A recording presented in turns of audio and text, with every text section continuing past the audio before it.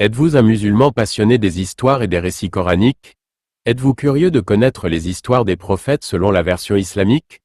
Vous êtes au bon endroit pour ça. L'Islam véritable vous souhaite la bienvenue et vous prie de vous abonner afin de nous soutenir. En des temps immémoriaux, alors que les djinns existaient déjà sur la terre mais y avaient semé la corruption et le désordre, Dieu dans son infinie sagesse décida de créer un vicaire sur terre, l'être humain. C'est ainsi que le premier être humain, en l'occurrence Adam, que la paix soit sur lui, fut créé par le Seigneur des univers à partir d'argile. Allah créa ensuite son épouse Hawa, Ève, et les a fait habiter au paradis. Mais, l'insensé, le banni Iblis les a séduits et les a incités à manger le fruit qui leur était explicitement interdit par Allah. Cette désobéissance a eu deux principaux conséquences.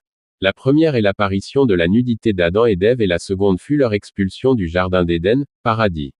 C'est alors que le père et la mère de l'humanité furent envoyés sur terre. En plus d'être le premier être humain, Adam est aussi le premier prophète comme le véridique, le digne de confiance qui ne prononce rien sous l'effet de la passion l'a témoigné dans le hadith rapporté par Abu Umama. Selon certains récits de la tradition islamique, Adam vécut plus de 1000 ans avant de finalement mourir et d'aller à la rencontre de son Seigneur. Il laissa sur terre une progéniture qui perpétua la race humaine jusqu'au jour du jugement.